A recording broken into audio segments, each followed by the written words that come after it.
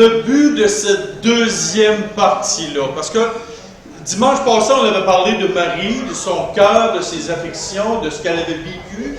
Et on avait commencé un peu à parler des choses. Et le but de cette prédication, la deuxième prédication,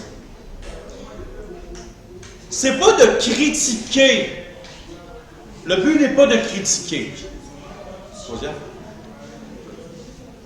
Le but n'est pas de critiquer. Le but non plus de la prédication n'est pas pour détruire la foi d'un catholique. Pas du tout. Le but non plus n'est pas de remporter une victoire lors d'un débat. Souvent, entre évangéliques, ou témoins de Jéhovah, ou catholiques, ou mormons, il y a eu des débats, les gens. C'est comme si les gens, pour partager quelque chose, des convictions différentes, il y avait comme un débat. Comme il faut absolument que je gagne la victoire sur un combat. C'est pas ça le but. Le but de la prédication non plus ce matin, c'est pas de démontrer que l'autre a tort dans ses convictions personnelles. C'est quoi le but? Parce que quand on prêche, quand on apprend quelque chose de la parole de Dieu, bien, on a un but. On a une direction. Mais un jour, j'avais prêché, si vous vous souvenez, est-ce que nous sommes un outil entre les mains du diable ou est-ce qu'on est un outil entre les mains de Dieu? Et ça, c'est important. Et ce matin, on devrait avoir une pensée avec cette prédication-là. Pas de planter, d'avoir la victoire ou d'être meilleur que l'autre. Non, c'est pas ça. C'est pas ça. Quand on parle avec l'autre, quand on prend du temps avec l'autre, on a un échange. Est-ce que vous savez que dans pas longtemps, après mes vacances, je vais rencontrer une congrégation catholique très fervente? Un collègue de travail à Josiane, qui est très catholique fervent, va dans une place qui font les messes en latin. Est-ce que mon but, je m'en vais dans cette congrégation-là pour me battre avec eux autres, gagner des victoires? Non. C'est pour ça que je m'en vais faire. Je m'en vais partager. Et avec quelle pensée que je vais aller là-bas? Voici. On devrait avoir une pensée qui honore le Seigneur, dans toutes choses. Quand j'étais plus jeune, j'étais combatif. Je voulais avoir raison. Ma femme me dit encore que je veux avoir encore raison, des fois. Mais j'ai appris à lâcher la corde. Parce qu'au final, c'est pas moi qui amène à la conversion. C'est pas moi qui amène à d'avoir que les gens aient une nouvelle conviction. C'est le Saint-Esprit, pas moi. Moi, je suis une personne qui va transmettre de belles vérités dans la parole de Dieu. À quelqu'un. Oh, si on arrive avec cette approche-là, toute la dynamique, elle est changée. Elle est différente. Le cœur de l'autre est plus réceptif. On devrait avoir une pensée qui honore le Seigneur et qui respecte l'autre. Parce que changer du jour au lendemain, quand vous parlez, exemple, avec un musulman, avec un témoin de Jéhovah, il est emprisonné, il est pris dans une pensée, une perspective, une façon de voir les choses.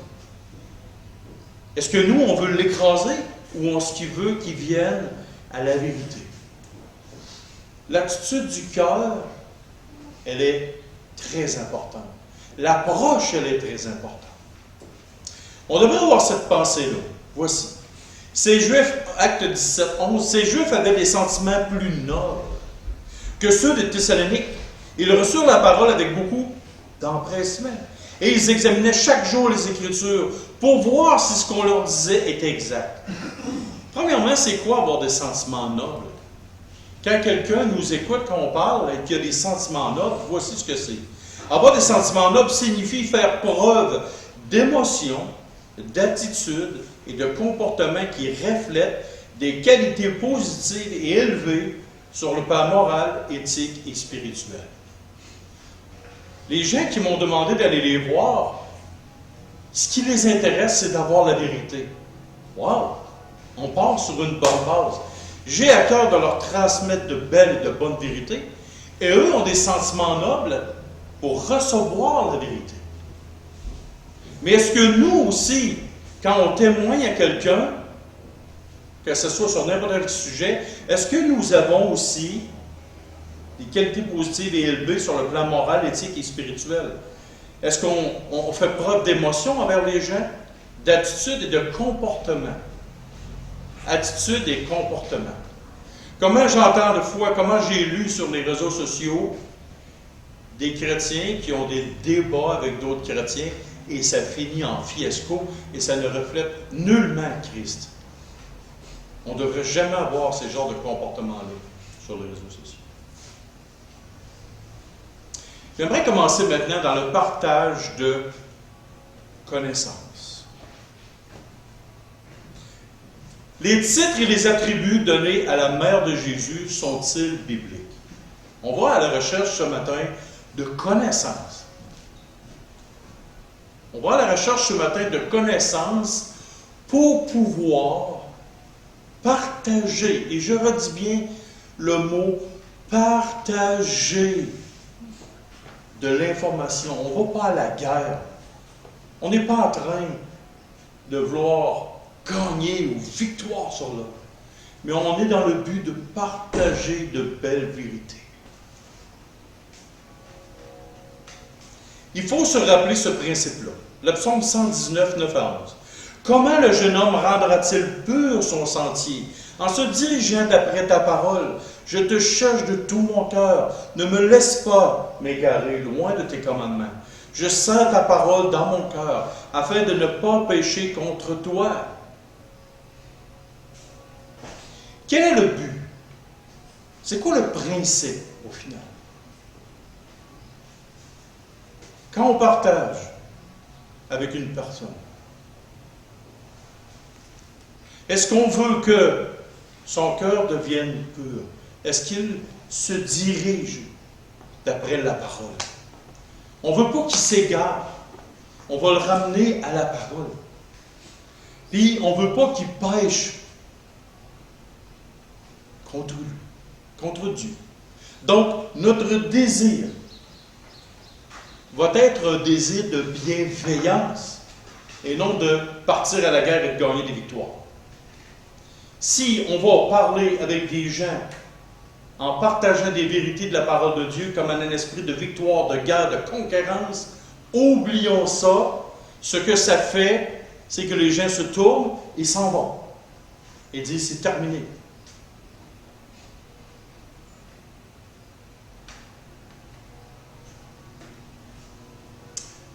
Voici la première chose. Marie, mère de Dieu. Est-ce que c'est biblique? Est-ce que c'est selon la parole de Dieu? On va regarder ça. 3 passages de la parole de Dieu. Vous êtes mes témoins, dit l'Éternel, vous et mon serviteur que j'ai choisi, afin que vous le sachiez, que vous me croyez et que vous compreniez que c'est moi. Avant moi, il n'a pas été formé de Dieu. Et après moi, il n'y en aura point. Ésaïe 43, 10. OK. Ma mère était avant moi.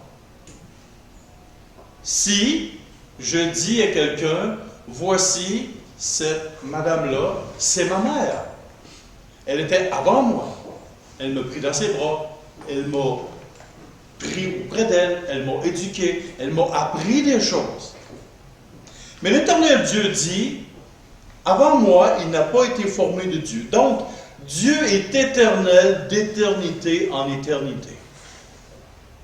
Combien j'ai de mères? Bon, aujourd'hui, il y a du monde qui pourrait dire 2 ou 3. Mais dans l'ancien temps, biologiquement parlant, Monsieur Cahouette, combien vous avez de mères? Une. Monsieur Cahouette n'est pas sorti de 2 femmes en même temps. Donc, la mère à Monsieur Cahouette était avant Monsieur Cahouette. Elle lui a appris des choses. Est-ce que ce serait juste de dire que Marie, la créature, est la mère de Dieu? Pour être appelée mère, il faut qu'il y ait des critères, des normes. Il faut que tu sois sorti de son ventre. Il faut que tu lui aies transmis des informations, de l'éducation, dire à gauche, à droite, tenu le petit enfant. Il y a un processus. La créature ne peut pas devenir, ne pourra jamais être la mère du Créateur. Elle n'était pas avant lui. J'ai bien beau dire Baba est mon père, son fils à côté va me regarder et va dire James, tu te trompes. Ça ne fonctionne pas. Donc, on ne peut pas dire que c'est la mère de Dieu.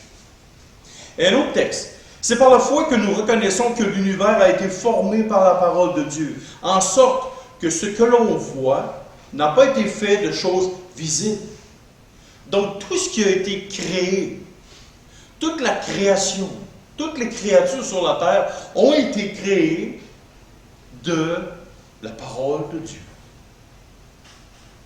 Est-ce que tu as créé ton père, Ruben? Qui t'a créé? Ton père et ta mère. C'est indéniable. En plus, il y ressemble. Tu ressembles à ta mère, tu ressembles à ton père. Il y a un peu de deux dans le même pot. Tu peux pas. Les traits physiques, le caractère, l'attitude, tout est là pour dire. Josiane ressemble à qui? Plus à sa mère ou à son père? Il y a des traits caractéristiques. Il y a des attitudes et caractères. Jessica, ma fille, ressemble à qui? Ah, sûrement M. Lacaze. Non. Pour être le père et la mère, il faut que tu aies transmis quelque chose. Qu'est-ce que Marie a transmis à Dieu? Rien. Marie ne peut pas, il ne pourra jamais transmettre quelque chose à Dieu. Donc, on ne peut pas dire que c'est sa mère. Et en plus de ça, Marie a été créée par Dieu. Donc, comment pouvons-nous dire Marie, mère de Dieu? Les gens qui sont de confession catholique pourraient nous dire « Oh, mais Jésus est Dieu, fait homme. » Donc, on peut dire qu'elle est la mère de Dieu parce que Jésus est Dieu fait homme. J'ai beau dire que Baba est mon père. Parce que Baba est un homme, je suis un homme, donc Baba est mon père. Wow, ça colle pas. C'est pas juste par une affirmation humaine, une réflexion, que c'est nécessairement la vérité. Je pourrais arriver avec plein de choses dans la Bible, avec ma pensée humaine. Je vous en donne un exemple très frappant. Au commencement, Dieu créa les cieux et la terre. La terre était informe et vide, et l'Esprit de Dieu planait au-dessus des eaux. Ah ben, tout ce que Dieu fait est parfait, donc, avant que la terre soit informe et vide, ben justement, c'est parce que c'est le diable qui est venu, puis qui a tout détruit la création que Dieu a faite, et Dieu l'a refait une deuxième fois. Voyons. Est-ce que c'est vrai, ça? Des pensées qui circulent. Ça, oui, c'est des pensées qui circulent. Mais dans le texte biblique, c'est marqué quoi? Au commencement, Dieu créa la terre et les cieux. La terre était. En anglais, was. C'était comme ça au début. Donc, on peut extrapoler, puis avec une pensée humaine, inventer et dire toutes sortes de choses, et tellement le redire qu'au final, ça devient une vérité qui est enseignée. Voyez-vous? Le masque protège de tous les virus. Au début, plein de monde croyait à ça. Aujourd'hui, il n'en reste plus beaucoup. Voyez-vous? Parce que ça a été démontré que ce n'était pas vrai. Donc, voyez-vous, on ne peut pas affirmer des choses et dire ça, c'est la vérité. Et au texte, dans Job 38, 1 à 4, l'Éternel répondit à Job du milieu de la tempête et dit: Qui est celui qui obscurcit mes desseins par des discours sans intelligence, sans terrain, comme un vaillant homme? Je t'interrogerai et tu m'instruiras. Où étais-tu quand je fondais la terre? Dis-le si tu as de l'intelligence. Imaginez-vous si c'est Marie qui était là, à place de Job. Et là, Dieu aurait dit: L'Éternel répondit à Marie du milieu de la tempête et dit, « Qui est celle qui obscurcit mes desseins par des discours sans intelligence, Saint terrain comme une vaillante femme, je t'interrogerai et tu m'instruiras. Où étais-tu quand je fondais la terre? Dis-le si tu as de l'intelligence. » Voyez-vous, Marie, où est-ce qu'elle était quand Dieu a fondé la terre? Pour être mère, il faut que tu puisses transférer quelque chose à ton enfant. Dieu dit, Dieu arriverait ici et dirait, « OK, James, je veux que tu m'instruises. » Instruire Dieu? Combien de fois une mère a instruit ses enfants? Des millions de fois. Mais qu'est-ce que Marie, même à l'âge de 12 ans, Jésus disait à Marie, « Ne savez-vous pas qu'il faut que je m'occupe des affaires de mon Père? » Hey!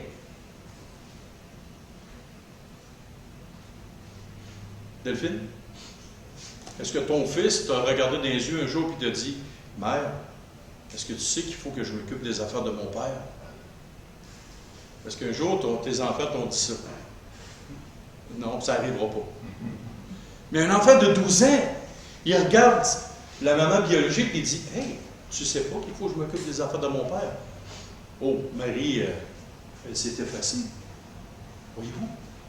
Même à 12 ans, Marie savait très bien qu'elle n'arriverait jamais à la cheville de son fils biologique. Un autre titre, la mère de l'Église. Marie est reconnue comme la mère spirituelle de tous les fidèles chrétiens et de l'Église universelle. Ça, c'est selon l'enseignement catholique. Qu'est-ce que la parole de Dieu dit? « Et n'appelez personne sur la terre votre Père, car un seul est votre Dieu, celui qui est dans les cieux. » Si vous voulez, ou dans la parole de Dieu, c'est marqué que Marie, elle est la mère de l'Église. Donc, si elle est la mère, elle a une certaine autorité sur l'Église. Moi, dans ma maison, chez nous, j'ai dit à mes filles, quoi? Si moi je ne suis pas là, celle qui a l'autorité absolue après moi, c'est votre mère. Si elle vous dit quelque chose, c'est la même chose que moi. C'est non négociable.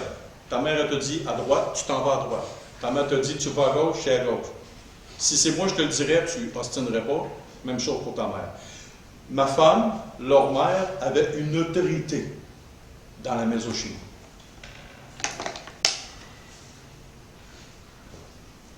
Dieu, le Seigneur Jésus, dit, vous avez un seul Père.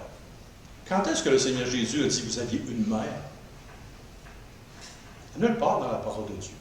Et là, il dit, Éphésiens 5, 23, 24, car le mari est le chef de la femme, comme Christ est le chef de l'Église, qui est son corps, et dont il est le sauveur. Or, de même que l'Église est soumise à Christ, les femmes aussi doivent être soumises à leur mari. Donc, Christ est le chef de l'Église. Il n'y en a pas d'autre. Et le corps, l'Église, les croyants, sont le corps de Christ. Dans mon corps, il n'y a pas d'autre chef que moi-même, à part Dieu. Et sur la terre, dans mon corps intrinsèque, il n'y a pas personne qui va décider pour moi, en dehors de Dieu. Et donc, il est sauveur. Est-ce que Marie est la sauveuse de l'Église? Non, pas du tout. Mais est-ce que Christ est le sauveur? Oui. Or, de même que l'Église est soumise à Christ. Donc, il y a un seul chef qui est Christ, un seul corps qui appartient à Christ, Christ étant la tête de l'Église, et aussi que, comme les femmes sont soumises à leur mari en toutes choses, de même, l'Église n'est pas soumise à Marie, mais elle est soumise au seul et unique sauveur de celle-ci, c'est-à-dire le Seigneur Jésus. Donc, l'appellation la mère de l'Église, selon les Écritures, ne tient pas la route. Pas selon James, mais selon les Écritures. Il y a un autre thème aussi. Rémi, je l'ai manqué. Il y a un terme qui s'appelle l'Immaculée Conception.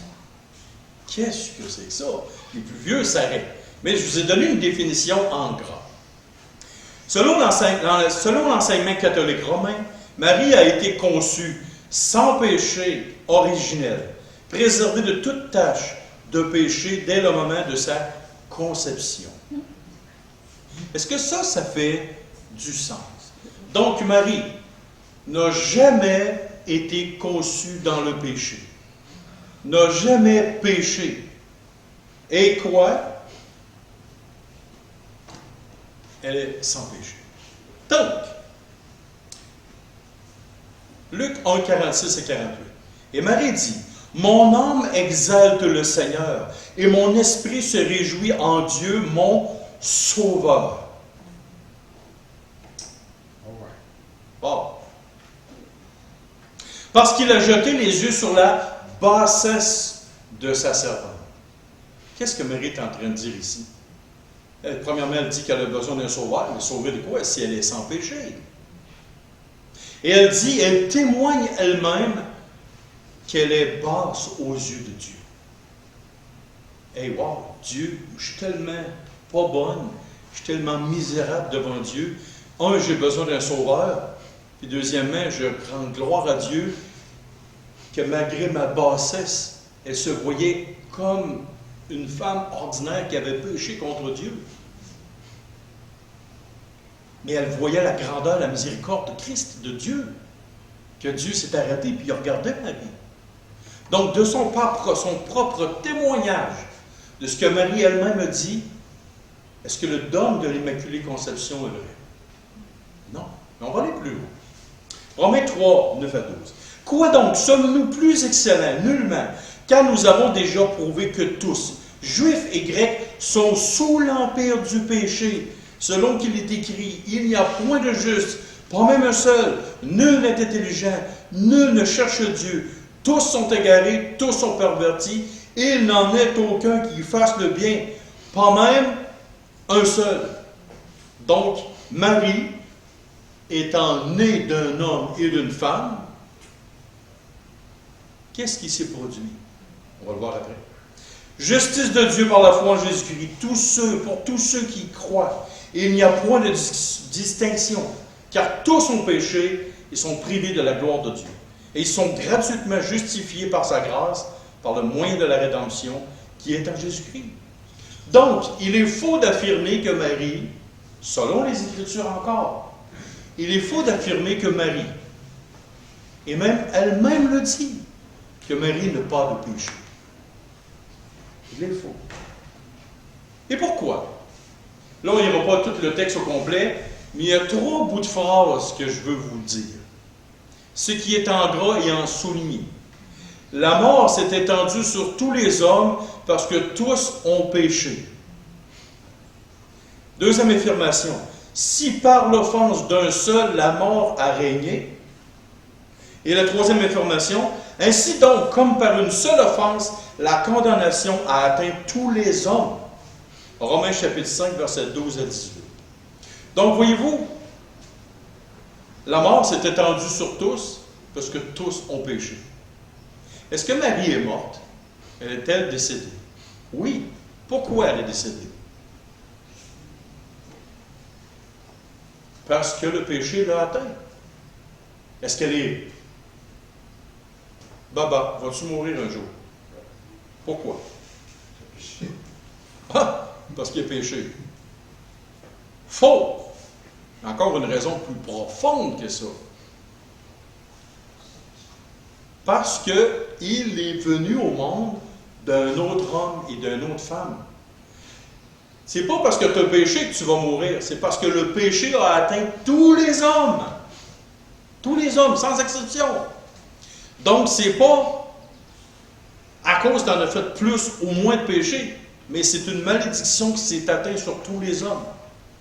C'est pour ça que le Seigneur Jésus est venu sur terre pour sauver tous les hommes. Le salut de Christ est d'une efficacité mondiale. Tu n'as même pas besoin d'Amazon en plus pour ça. C'est fait pour tout le monde, tout le temps. C'est ça qui est extraordinaire. Oui, le péché est venu, mais la grâce a surabondé. Donc, le sang de Christ lave tout homme. L'offre, elle est là, il faut que l'homme accepte.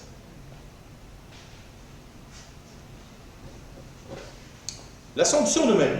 Selon l'enseignement catholique romain, Marie, après sa mort, a été élevée corps, âme, au ciel par Dieu. Ce dogme a été proclamé en 1950 par le pape Pie XII. Il y a une réflexion avec ce qu'on vient de dire avant. Si Marie était sans péché, pourquoi est-elle morte, selon Romains 5, 12 à 18? Donc Marie a péché et le dogme de l'Immaculée Conception est faux, selon l'enseignement de la parole de Dieu. Juste avant, on a vu que Marie, selon l'enseignement catholique romain, était sans péché. Mais après, Pie XII, en 1950, dit que Marie, après sa mort, voyez-vous? Donc, l'Immaculée Conception ne fonctionne pas parce qu'il y a un enseignement catholique romain qui dit que Marie est morte, elle est décédée.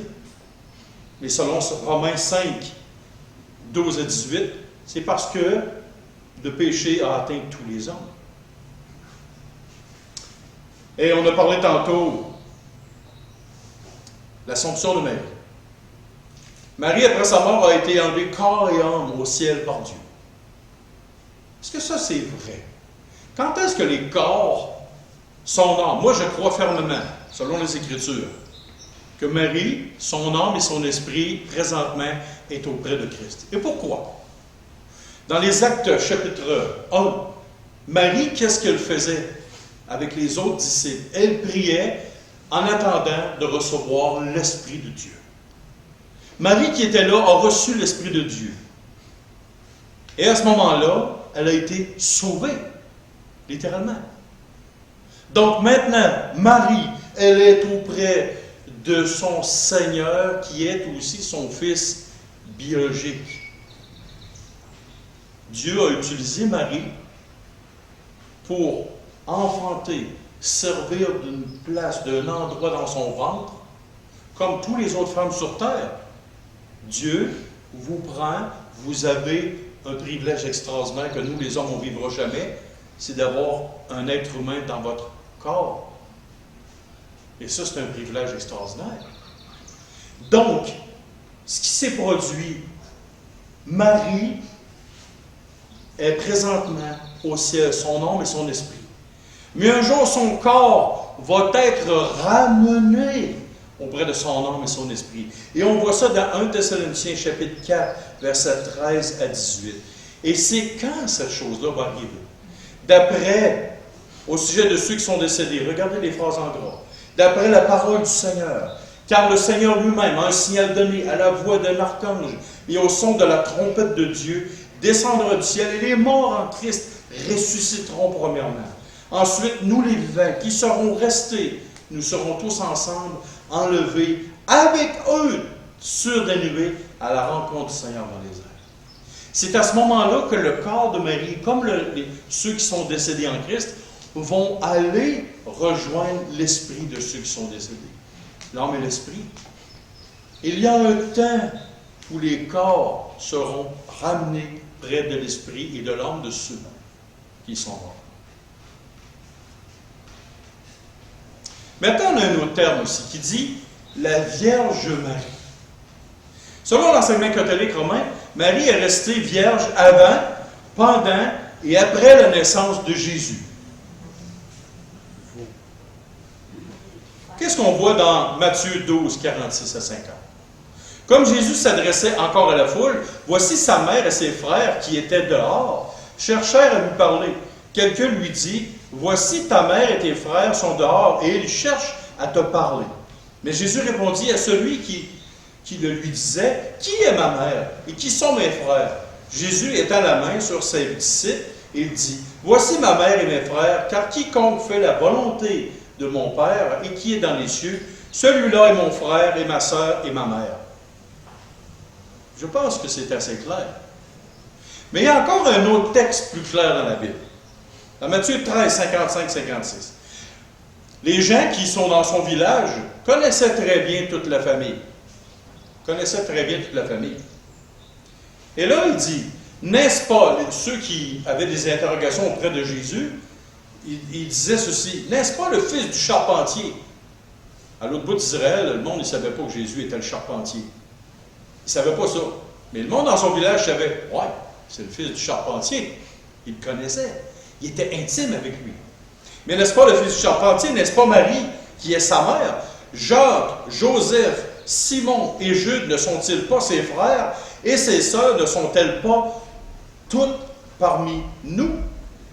D'où lui viennent donc toutes ces choses? Donc, de dire et d'affirmer que Marie était vierge, 1, 2, 3, 4 frères au moins, et toutes ses sœurs. Je ne sais pas comment est-ce qu'il y avait de filles dans la maison, mais ça devrait brasser. Et là, tu as l'enfant parfait, puis tu as tout le monde qui commet des gaffes et des erreurs. Wow! Ça devait brasser dans la maison souvent. Il devait y avoir de la jalousie, puis des chicanes d'enfants. Il y en a juste un enfant qui ne se chicanait jamais. Jésus. J'espère pour Marie qu'elle n'a pas eu de préféré. Mais d'après moi, c'était dur pas mal. Surtout qu'elle savait qui était le Seigneur Jésus. Ça, c'était pas dans la prédication, c'est venu de moi là. Maintenant, les prières envers Marie. Est-ce qu'on peut parler à Marie? Est-ce qu'on peut s'adresser à Marie pour parler avec elle? Et que dans le monde, c'est une question qui est souvent posée. Et dans le passé, je me suis fait poser souvent la question, vous, les évangéliques, est-ce que vous priez Marie? Et souvent, les gens me posaient cette question-là, par curiosité, par toutes sortes de raisons. Et ce matin, comme je l'ai dit, la prédication de ce matin, c'est parce qu'il y a beaucoup de gens qui me posent des questions. Et ça ne me tente pas toujours de faire beaucoup de recherches et de toujours avoir ça en mémoire, puis de garder ça. Donc, ça va être enregistré. Et là, les gens vont pouvoir avoir des réponses à leurs questions aussi. Donc, si on revient, les prières vers Marie. Il est un fait avéré que Marie est décédée. Donc, selon l'Écriture, les enseignements de Dieu, est-ce que de s'adresser à Marie par la prière est un péché grave devant Dieu? Oh, première chose qu'on peut se poser. Si on va voir dans Deutéronome, chapitre 18, verset 9 à 14. Lorsque tu seras entré dans le pays de l'Éternel, ton Dieu, te donne, tu n'apprendras point à imiter les abominations de ces nations-là. Qu'on ne trouve chez toi personne qui fasse passer son fils ou sa fille par le feu. Personne qui exerce le métier de devin, d'astrologue, d'augure, de magicien, d'enchanteur. Personne qui consulte ceux qui évoquent les esprits ou disent la bonne aventure. Personne qui interroge les morts, car quiconque fait ces choses est en abomination à l'Éternel. Et c'est à cause de ces abominations que l'Éternel, ton Dieu, va chasser ces nations devant toi. Tu seras entièrement à l'Éternel, ton Dieu, car ces nations que tu chasseras écoutent les astrologues et les devins. Mais à toi, l'Éternel, ton Dieu, ne le permet pas. Donc, on pourrait s'arrêter là. Est-ce que nous pouvons prier Marie? Est-ce que Marie est un péché? C'est un péché grave. Marie est décédée et Dieu donne l'explication. Pourquoi? Pourquoi? Pourquoi on ne peut pas prier quelqu'un qui est mort? Si vous voulez avoir la réponse, vous viendrez me voir, parce que c'est un petit peu plus long. Mais selon le commandement de Dieu, Dieu ne nous permet pas d'invoquer un mort. Donc, Marie, est-ce qu'elle est morte? Oui. Est-ce qu'elle est décédée? Mais Dieu nous interdit.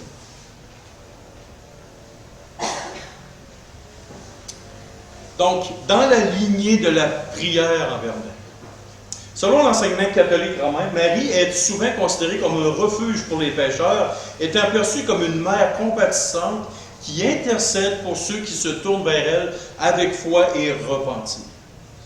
Qu'est-ce que Dieu dit dans sa parole? Mieux vaut chercher un refuge en l'Éternel que de se confier à l'homme. C'est vers toi, Éternel, ça c'est dans le psaume 118. Dans le psaume 141:8, c'est vers toi, Éternel, Seigneur, que se tournent mes yeux. C'est auprès de toi que je cherche un refuge. N'abandonne pas mon âme. Et dans Nahum, chapitre 1, verset 7, l'Éternel est bon. Il est un refuge au jour de la détresse. Et il connaît ceux qui se confient en lui.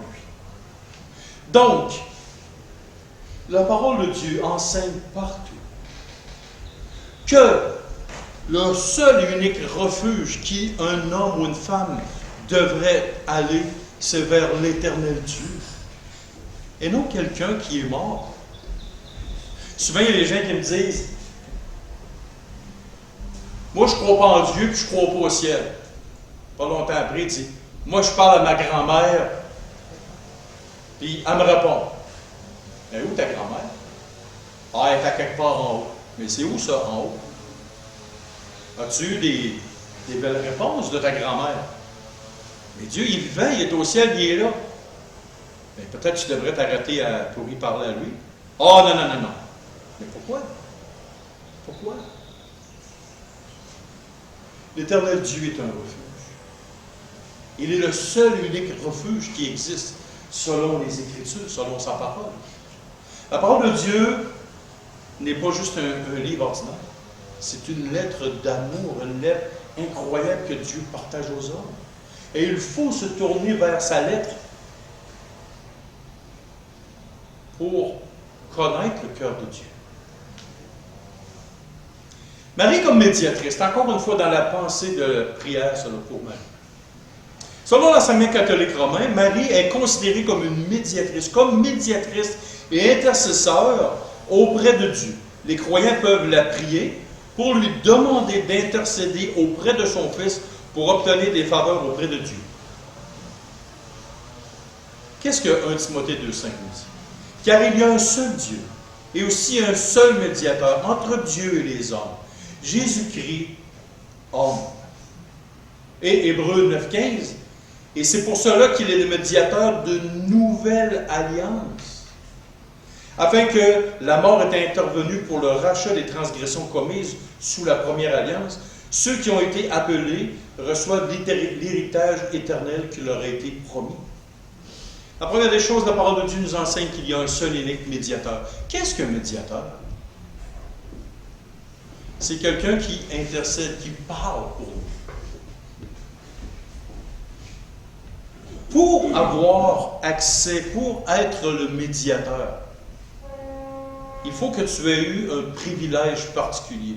Vous savez, quand il y a un débat entre un groupe de syndiqués et les partis patronales, les patrons, et que ça ne marche pas ensemble, qu'est-ce qu'on fait? On appelle qui? Un médiateur. Il est. Et moi, je ne peux pas arriver dans une salle, je vais être votre médiateur. Non, non, non.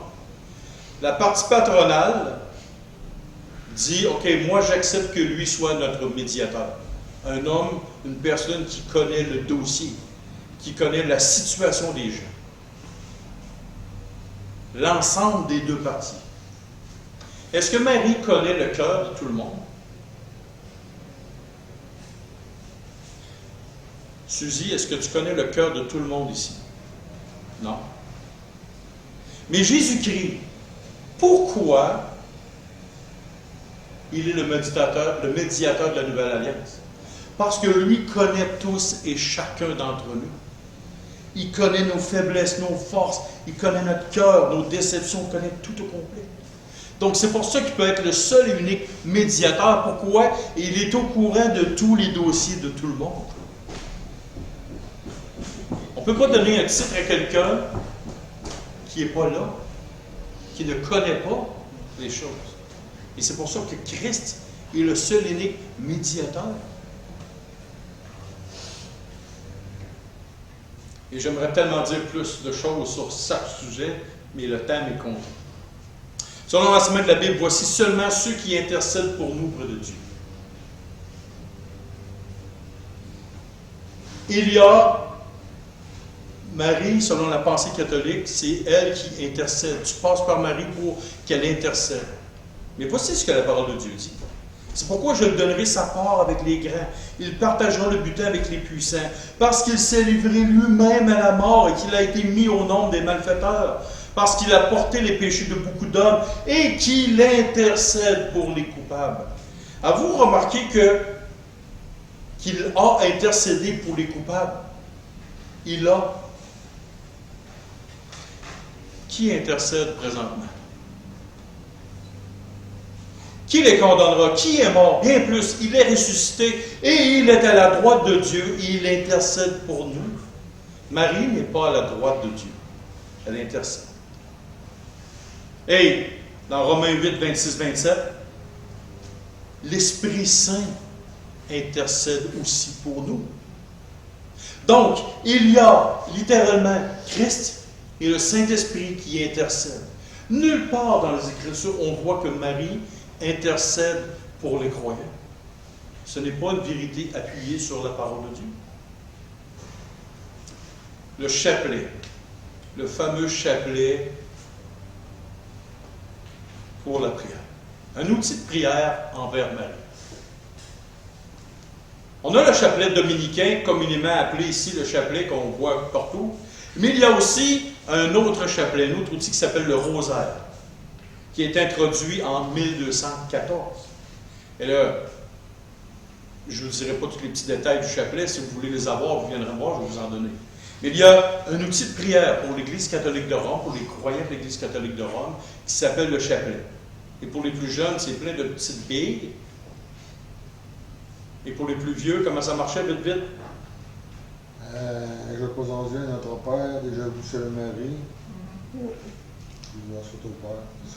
C'était-tu 3 Je vous salue Marie, 1 Notre Père? Je m'en rappelle pas. C'est un Je vous Marie, Notre Père, Salut Marie, Notre Père. Et après ça, il y avait Notre Père 3 fois. Puis c'était répétitif. Hein? C'est répétitif. Si tu faisais 3 chapelets, c'était un rosaire. Il y avait 10. Il y avait 10. Il y avait Je vous salue Marie. 10 Entre chaque Notre Père. Oh, 10 Je vous salue Marie, puis 1 Notre Père. Ben, d'après moi, il y avait une préférée. 10 pour elle, puis 1 pour Dieu. Ça, il y avait un parti pris, là. OK. On continue. Notez que le chapelet est un outil qui utilise la prière répétitive. Je vous salue Marie, pleine de grâce, le fruit de vos entrailles est béni. Puis là, ça continue. Ma grand-mère, au centre foyer personnes âgées, comment est-ce qu'elle se faisait endormir? Il y avait un petit radio, pesait sur play, puis là, toutes les personnes âgées s'appuyaient de même, puis ils se courbaient, puis tout le monde s'endormait avec un chapelet. C'était répétitif, c'était le même à tous les jours. Puis il y avait une vérité là-dedans, c'était Martin. Maintenant, il y a l'heure de notre mort. Ouais, ça sent bien. Moi, c'était dans mon esprit critique de jeune homme, je disais jusqu'à l'heure de notre mort. Je disais, ouais, ça sent bien, lâchez pas. Mais j'étais jeune, j'étais stupide. Mais c'était tout le temps de la répétition, tout le temps. Et ça me faisait mal. Ça me faisait mal, je voyais ça. Je dis, wow, comment ça, c'est comme ça? En priant, le Seigneur Jésus, dans Matthieu chapitre 6, verset 7, en priant, ne multipliez pas les vaines paroles comme les païens, qui s'imaginent qu'à force de paroles, ils seront exaucés. Multiplier les vaines paroles. Qu'est-ce que c'est des vaines paroles? Des paroles répétitives. Regardez un autre texte ici, dans Isaïe 29, 13. Le Seigneur dit, quand ce peuple s'approche de moi, il m'honore de la bouche et des lèvres, mais son cœur est éloigné de moi. Et la crainte qu'il a de moi n'est qu'un précepte de tradition humaine. Ça, c'est la réalité du chapelet. En hors des lèvres, mais le cœur n'est pas là. Le cœur n'est... Le Seigneur Jésus a dit, dans sa parole, il n'a pas dit, voici ce que vous devez répéter régulièrement. Mais il a dit, voici comment vous devez prier. Notre Père qui es aux cieux, que ton nom soit sanctifié, que ton règne vienne. Ton, ta, tes. La souveraineté de Dieu en toutes choses et qui descend sur la terre. La prière de notre Père devrait être une prière qui sort toutes sortes de belles choses, qui t'enseigne, qui t'illumine de la vérité de Dieu. Oh, combien qu'on est loin du chapelet. Combien est-ce qu'on est loin? Nos titres, Notre-Dame de grâce. Selon l'enseignement catholique romain, Marie est invoquée sous ce titre en tant que dispensatrice des grâces divines. 1 Pierre 4, 10. 1 Corinthiens 4, 1 et 2. C'est les croyants qui sont les dispensateurs des grâces de Dieu et non une seule personne. Je vous ai donné les références. Le Salve Regina, qui connaît ça? Les plus vieux, là.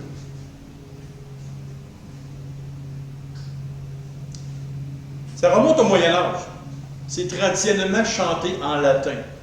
Bien que les traductions sont nombreuses en nombreuses langues, la prière est souvent utilisée lors de célébrations mariales, de pèlerinage, de processions et d'autres événements religieux dédiés à la Vierge Marie. Voici ce que ça dit en français. Salut ô Reine, Mère de miséricorde, notre vie, notre douceur et notre espérance. Salut, enfant d'Ève, nous crions vers vous du fond de notre exil. Vers vous, nous soupirons, gémissant et pleurant dans cette vallée de larmes. Ô vous, notre avocate, tournez vers vous vos regards miséricordieux. Et après cet exil, montrez-nous, Jésus, le fruit béni de vos entrailles, ô clémente, ô miséricordieuse, ô douce Vierge Marie. C'est... La Reine du Ciel. Marie est vénérée comme Reine du Ciel, symbolisant son rôle élevé, son autorité spirituelle. Une Reine du Ciel. Est-ce que vous vous êtes arrêté avec ce que ça veut dire, Reine du Ciel?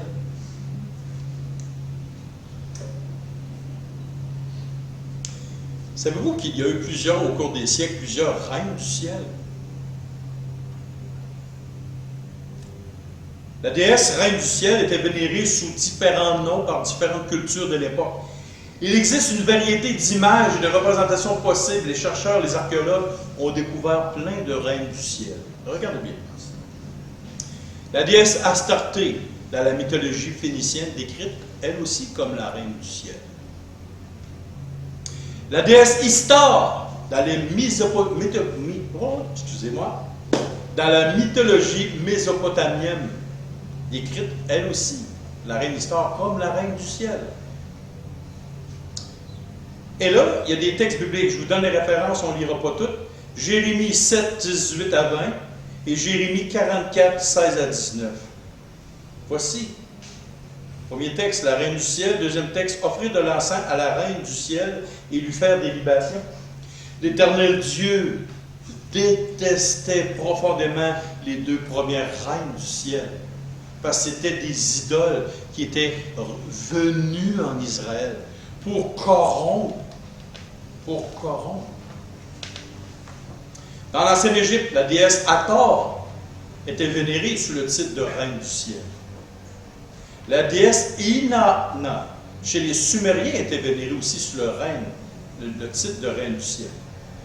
La déesse irlandaise Danu était vénérée aussi sous le titre Reine du ciel. Voyons, c'est bizarre, il y en a beaucoup. La déesse Diane des Éphésiens aussi, dans les Actes des Apôtres, était appelée aussi à son époque la Reine du ciel. Et je reviens en arrière. Regardez les mains des statues. OK? Regardez les mains des statues. Regardez ce qu'elles ont sur la tête.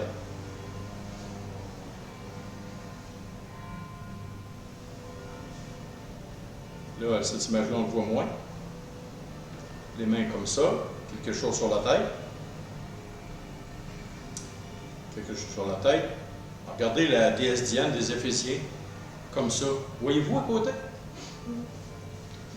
Il y a une signification sur quelque chose sur la tête et les mains comme ça. Si vous voulez le savoir, vous viendrez me voir après. Il y a comme copier. C'est du copier-coller. C'est du copier-coller. L'archéologie a démontré qu'il y avait plusieurs divinités. Que se cache-t-il derrière les déesses, la Reine du ciel? Que se cache-t-il? Quelle est l'identité de la statue de Marie?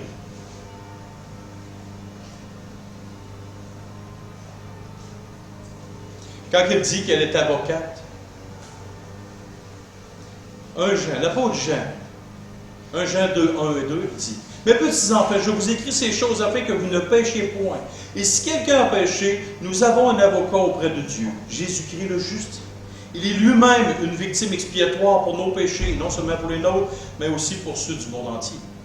La parole de Dieu dit qu'il y a un seul et unique avocat auprès de Dieu, et c'est Christ, le Fils de Dieu. Pourquoi il peut nous représenter? Pourquoi il est le seul avocat? Question à savoir. Elle est appelée aussi l'enseignement l'étoile du matin. Selon l'enseignement catholique romain, Marie serait une lumière brillante et un guide spirituel dans l'obscurité. Qui est l'étoile brillante du matin? Dans 2 Pierre 1, 17 à 19, les lignes en gras. Celui-ci est mon Fils bien-aimé en qui j'ai mis toute mon affection. Et ce qui est en gras, et que l'étoile du matin se lève dans nos cœurs. L'étoile du matin, c'est le Seigneur Jésus-Christ. Et voici ce que Jésus lui-même dit. Moi, Jésus, je suis le rejeton et la postérité de David, virgule, l'étoile brillante du matin. Donc, qui est l'étoile du matin selon les Écritures? C'est le Seigneur Jésus et nul autre.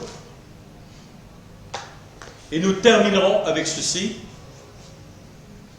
C'est vrai, on termine avec ceci.